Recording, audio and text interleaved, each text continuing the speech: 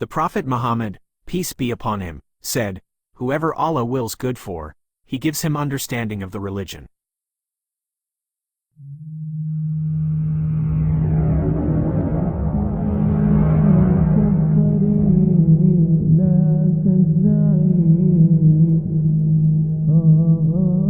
Fasting Lesson Number 2: Conditions, Impediments and Disliked Things of Fasting. Explanation of the Book of Mayara al-Surah.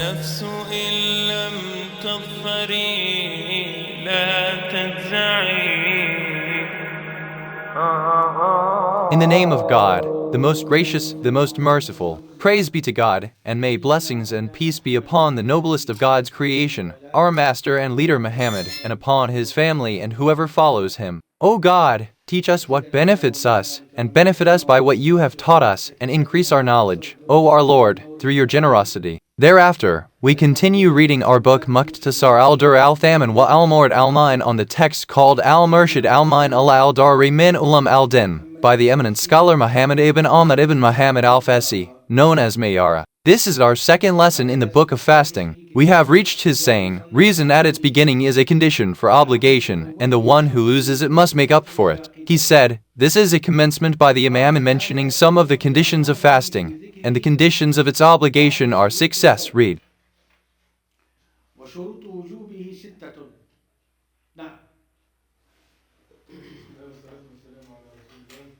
In the name of Allah, and may peace and blessings be upon the Messenger of Allah, peace be upon him, the Shaggy, may Allah have mercy on him and benefit us and you in both worlds, said, the conditions for fasting to be obligatory are 6, Islam, reason, puberty, health, residence, and purity from menstrual and postpartum bleeding.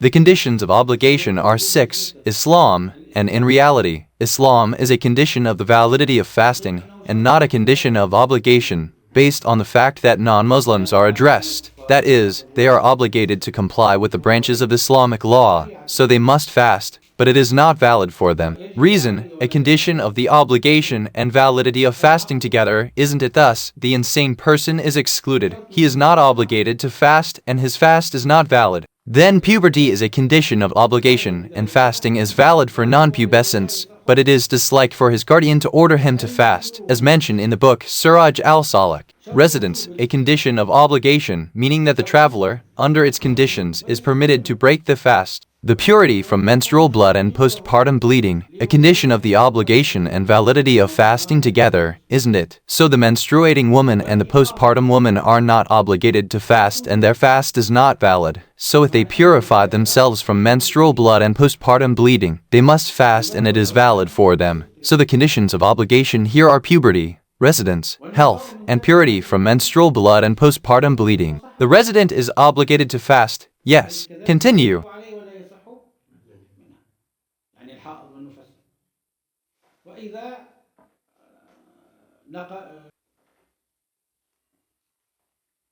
The Imam only mentioned reason among them, omitting the condition of Islam, based on the view that disbelievers are addressed by the branches of Sharia. And the time from its rise to its setting and reason at the beginning is a condition of obligation, and Islam is omitted. That is, Imam Ibn Ashur, based on the opinion that non-Muslims are addressed by the branches of Islamic law. That is, they are obligated to comply with the branches of Islamic law, and that is the predominant opinion among scholars.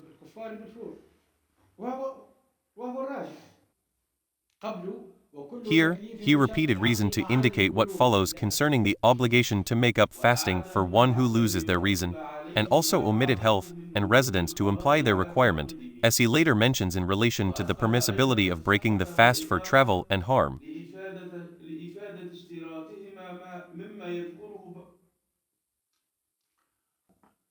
Purity from menstrual and postpartum bleeding, because he mentioned menstruation as a barrier, and the absence of a barrier is a condition.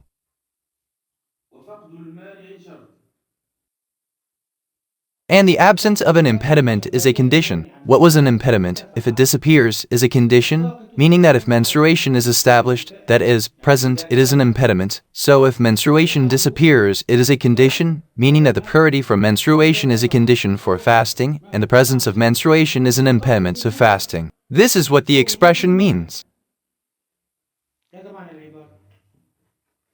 The Imam informed here that reason at the beginning of the fast, i.e. at dawn, is a condition for the obligation of fasting, meaning also a condition for its validity, as Ibn Rushd explicitly stated. As we said, reason is a condition of obligation and validity together as mentioned in the legal chapters we have studied. And if this is so, then the absence of reason at that time necessitates the absence of the obligation to fast, and its validity. That is, if we say that it is only a condition of obligation, fasting is not obligatory for the same person, but it is valid for him, and this is a weak opinion. So from our opinion, it follows that it is a condition of obligation and validity together, that fasting is not obligatory for the insane person and it is not valid for him. And if this is so, then the absence of reason at that time necessitates the absence of the obligation to fast, and its validity. So, if one loses reason at dawn, their fast is invalid, and they must make it up. At dawn, when is the time of the intention to fast just before dawn or with it, meaning with dawn, and it is permitted, meaning at dawn, a same person in front of the obligation, meaning the obligation of Islamic law, then he loses his reason. So if he regains consciousness, he must make up the fast of that day, because it is not permanent insanity but temporary insanity.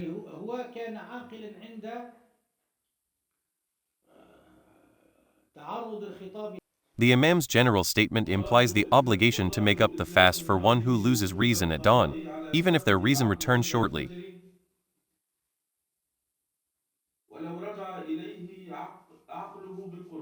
That is, he lost his reason, then returned during the day or after an hour or after a moment. And if their reason returns shortly, as is the prevalent view, then if they were sane at dawn and then fainted, there is a detail regarding the obligation to make up the fast.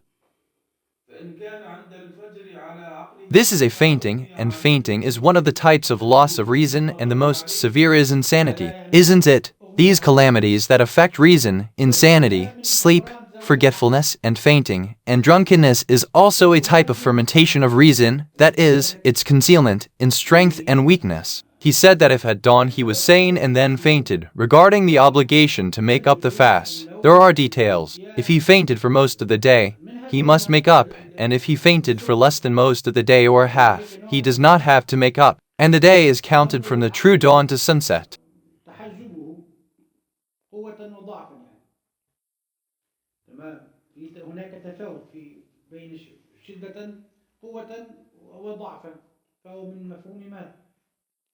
Is the adopted view that their fast is valid?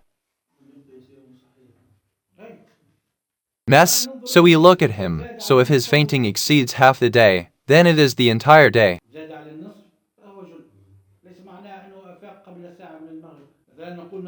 For example, the true dawn is 5 o'clock in the morning and sunset is 6 o'clock in the evening. How many hours are between them? If the day is 13 hours in this case, half the day, we add to 5 o'clock in the morning 6.5 hours, i.e. half the day corresponds to 11:30, and whatever exceeds it means it has entered into the entire day.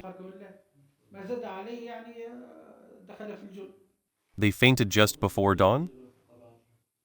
Just before dawn, he intended to fast, so his fast is valid, he said, and regarding the one who faints, there is a detailed explanation. If they were sane at dawn and then fainted, i.e. after dawn they fainted. He said with reason because fainting is the loss of perception, and it is not insanity. Fainting is not insanity. They fainted just before dawn, before forming the intention, and regained consciousness after dawn. Should they make up their day of fasting? He said, so if he was sane at dawn and then fainted at dawn. I mean another case, a person fainted just before dawn and regained consciousness after dawn? If he intended to fast, then his fast is valid. We said that it is permissible for him to intend from sunset, and the entire night is a time for the intention, but the time of obligatory intention for fasting is before dawn or with it. And we have already discussed that if he intended at the beginning of the night and ate some of the night, then this does not invalidate the intention. So if he intended to fast and then this happened to him, and he fainted before dawn and then recovered after it, The duration of the fainting that we consider is from the time of the obligation of fasting, which is the rising of the true dawn. Even if he fainted before it by 2 hours or 3 or 4 or 5, then he regained consciousness but he intended to fast, then according to us Malikis, it is not obligatory to form the intention every night, but it is recommended. Yes, read. The obstacles to fasting. His statement menstruation prevents fasting, and the obligatory fast must be made up if it ceases.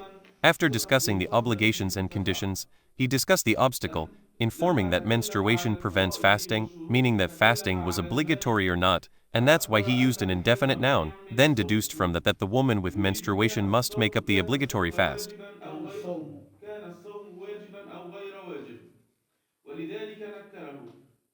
He made it indefinite for generality. That is, that the obligation was lifted, meaning it was nullified and invalidated due to menstruation, whether it was nullified after its commencement, as if she became fasting an obligatory fast. That is, she is fasting during the day of Ramadan, then she menstruates, she must make up that day. Even if it was just before sunset and she menstruated, she must make up that day. And these are matters that are entrusted to the responsibility of the believer. She menstruates, or she knows that her menstruation is approaching, and she pretends to ignore it. Then she says that the menstruation came after sunset, while it came before. All of this is entrusted to her responsibility, matters that we do not know, but she alone knows them and Allah is all-knowing.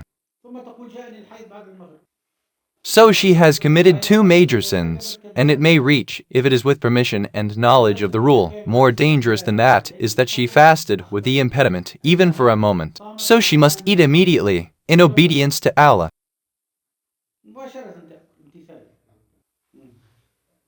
And whether her fast was nullified after its commencement, as if she became fasting an obligatory fast and then menstruated, her fast is invalid and she must make it up. Or it was nullified before its commencement, as if she menstruated at night or before Ramadan and it came upon her while she was menstruating. So she is not in the place of obligation due to the existence of an impediment to fasting. And it is possible that the obligation of fasting during Ramadan is lifted due to menstruation, so she makes it up after menstruation, but with a new command. This is a matter of principles. Is the making up done with the same command or with a new command? This has happened to you in the book Al-Warakat and others. The opinion of the majority is that the making up is done with a new command and not with the same first command, and this is a matter of principles. And it is understood from his statement, and she makes up the obligatory fast, that if she menstruated in a non-obligatory fast, she does not make it up, and it is so. He said, the detestable things of fasting, and it is detestable to touch and to think about safety continually of the loss of prostatic fluid, and otherwise it is forbidden. And they disliked tasting a pot and babbling, frequent vomiting and a forgivable fly, the dust of a craftsman and the roads and the dry siwak, the morning in a state of major impurity likewise. His statement it is disliked until and it is prohibited. He informed that it is disliked for the fasting person to touch and think if they are always safe from the emission of pre-seminal fluid.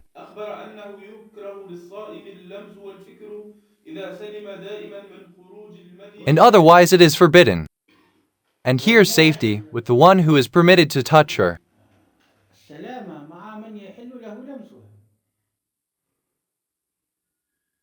So it is detestable. It does not mean that if she was a stranger and he is sure that nothing will come out, that it is detestable. Rather, it is forbidden to touch her because it is not permissible for him to touch her. Here it is with the one who is permitted to touch her. We usually talk about the one who is desirable, like his wife or his captive.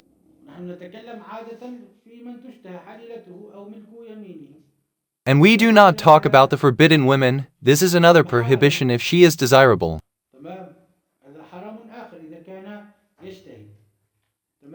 If he is sure of himself that nothing will come out of his penis, it is disliked to do that, and if he is not sure, it is forbidden for him to touch her. He informed that it is disliked for the fasting person to touch and think if they are always safe from the emission of pre-seminal fluid. It is not once safe, once not, it is forbidden for him to touch her. This is always his habit. His habit is that if he touches, عادته أنه إذا لمس he fears the emission of prostatic fluid or sperm because their emission for pleasure invalidates the fast. بلذة مبطل The emission of prostatic fluid entails the need to make up the fast, and the emission of sperm entails an expiation. كفار. He informed that it is disliked for the fasting person to touch and think if they are always safe from the emission of pre-seminal fluid and of fortiori semen, and if they are not always safe from it, it is prohibited. And the same ruling applies to other preludes to intercourse besides touching and thinking. في غير اللمس والفكر من That is, what has the same meaning as that, such as looking. It is always disliked to look at what is permissible, so as not to mix the permissible look, that is, the look at his wife, the kiss for his wife, the physical contact for his wife, the play for his wife. This is what is disliked with safety. That is, his habit is always safety from that nothing will come out of his penis otherwise. It is forbidden. يعني عادته السلامة دائما وإلا يحرم. And the same ruling applies to other preludes to intercourse besides touching and thinking, such as looking, kissing, direct contact, and playing. If they know they are safe from semen and pre-seminal fluid, it is not prohibited, but it is disliked in the prevalent view, and the levels of disliking. ولكنها مكروهة في المشهور ومراتب الكراهة The ruling here is dislike with safety. As for the thought, it is spiritual, not physical, so it is not like physical contact and touching. The lightest of them is thinking, then looking. It is physical, but without direct contact. Then the kiss, then the physical contact. ثم المباشرة Then playing with the organs, that is, he has gone deep. تعمق. And if he knows from himself the absence of safety from sperm or prostatic fluid, all of that is forbidden. تمام. And if he doubts the safety from sperm and prostatic fluid, there are two opinions. The adopted opinion is the prohibition. الحر. Clarification: the appearance of the two opinions is the prohibition, as a precaution for worship. If he doubts, is he safe or not from the emission of prostatic fluid or sperm, the most correct is the prohibition of that. الراجح حرمة ذلك. From thought, and looking, and touching, and playing, and kissing. وقبل. The prohibition is a precaution because the principle in worship is precaution. The principle in worship is precaution. Imam al-Lakmi said, even if he is safe once and not safe another time, it is forbidden. نعم. The first scenario, if it is known that safety is present, is disliked, and the three scenarios after it are prohibited.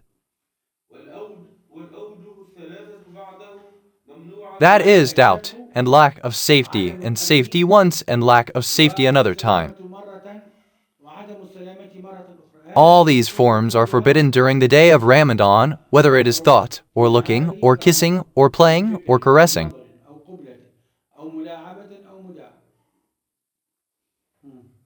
And the three scenarios after it are prohibited, included in the Imam's statement, and it is prohibited. وإلا حرم.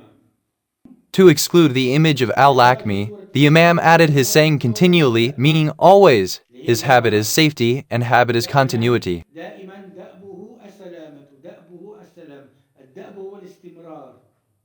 We say, continuous work, meaning constant.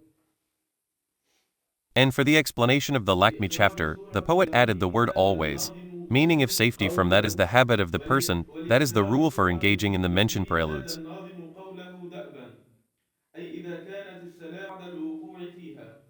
Now he has fallen into it thought, looking, kissing, direct contact, caressing. Now he has fallen into it. مباشرة مداعبة أن وقع فيها. Before it, this is its ruling, dislike if his habit is safety, and anything other than that is forbidden to proceed with. حرام الإقدام عليه. Now he has fallen into it, either it arises from thought, or looking, or kissing, or playing, or touching, erection, i.e. erection of his penis or sperm, or prostatic fluid. مداعبة أو ملامسة إنعاء انتصاب ذكر. right? أو مني أو مذي. Is there a fourth form? No. And after engaging in them, it may result in an erection or semen or pre-seminal fluid either continuously or initially. إما مع استدامة. These forms have been discussed in detail in the book Suraj al-Salik. So erection without the emission of anything does not entail anything. Emission of sperm, his fast is invalidated, he must make up the fast and expiate. Emission of prostatic fluid, he must make up that day. It is disliked to touch and think if the one who touches and thinks is always safe from pre-seminal fluid. The meaning of their safety from pre-seminal fluid, its non-accompaniment with them, and its non-emission due to them. Continuous thought and looking, these are the two that entail a ruling if something descends. But if it was a non-continuous look or thought, then there is nothing against him, whether prostatic fluid or sperm comes out of him. It does not entail anything. What it entails is that the looking and the thought are continuous. He was absorbed in that. So he emitted prostatic fluid, he must make up. He emitted sperm, he must make up and expiate. This is also mentioned in the book Suraj al-Salik. Is it correct or not? Always the mention of the toucher is from the point of view of predominance, and the touched likewise also, the action, i.e. touching, is always attributed to the male, i.e. the man.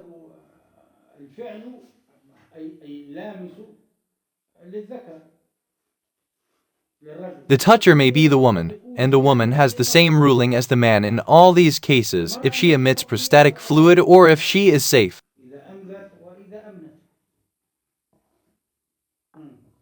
His statement, they disliked until thus, he informed that the members of the school of thought disliked for the fasting person to taste the pot of salt and similar things like tasting honey, chewing gum, or chewing food for a child.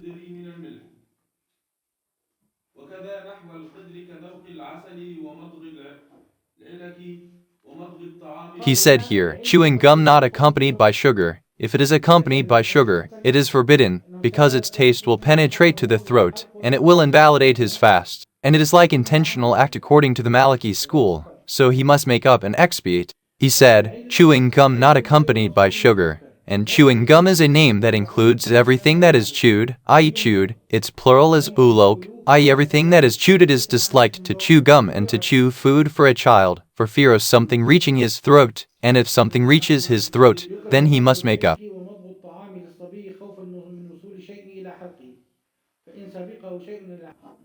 And similar things like tasting honey, chewing gum, chewing food for a child, and they also disliked excessive talking.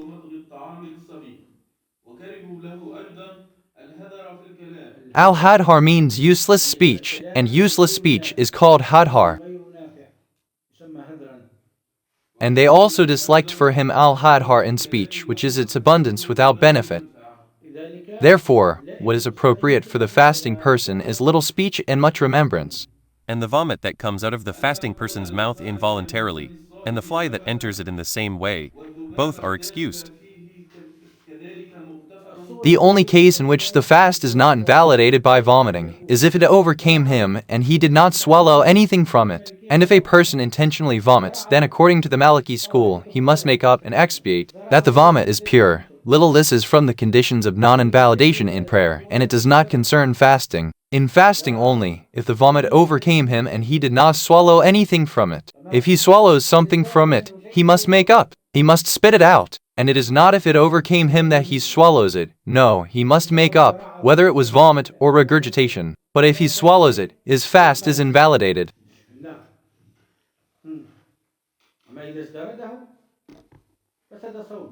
If it was involuntary or forgetfulness, then according to the Maliki school, he must make up.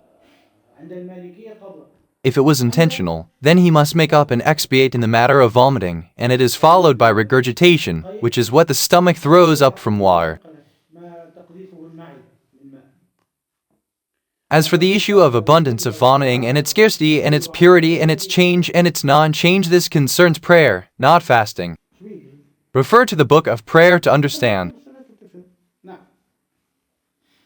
And the vomit that comes out of the fasting person's mouth involuntarily, and the fly that enters it in the same way, both are excused. Neither requires making up the fast nor anything else. That is, it entered due to the difficulty and impossibility of avoiding it, such as road dust and such as what craftspeople inhale from dust of marble or flour.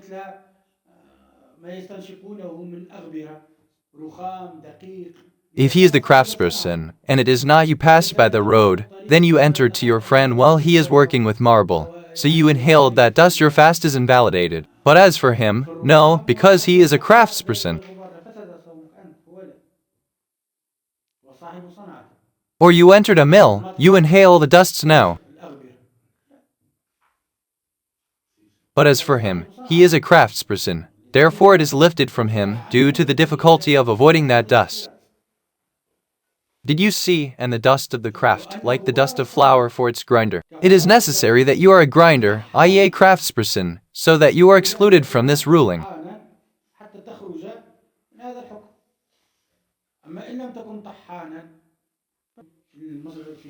في عهد الاحتلال الفرنسي كانوا يجعلون على رؤوسهم أكياس الدقيق طحين يعني ويدلون على المجاهدين والثوار فأطلق عليهم طحان تمام هذا سببه فأصبح يعني عرف شائع يعني دارج. And that the dust of the craft is like the dust of flour for its grinder, and likewise the dust of the road for the passerby, due to the difficulty of avoiding it and the hardship. And likewise using the suak tooth stick that is dry and does not dissolve. We said, according to us Malikis, it is not disliked to use the suak in the second half of the day of Ramadan, on condition that the suak is not green. It must be dry, so that nothing dissolves from it and penetrates to your throat, thus invalidating your fast. And waking up in a state of major impurity. This is to repel ignorance of the rulings, because building rulings on illusions is the essence of ignorance. You woke up in a state of major impurity, there is nothing against you.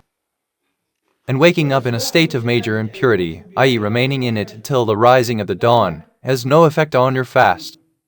All of that is forgiven, like the forgiveness of vomiting and the dominant flies. See some of what relates to these issues in Miyara al-Kabir.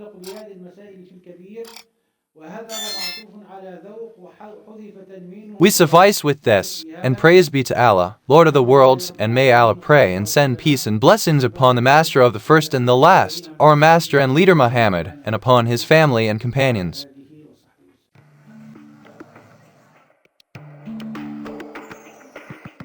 This is a lesson in Islamic sciences, so memorize it, for knowledge is a light that illuminates the path of truth for its owner, and knowledge raises the status of its owner in this world and the hereafter. And knowledge is a reason for entering paradise, and scholars are the heirs of the prophets, so be sure to learn Islamic sciences, act upon them, and spread them.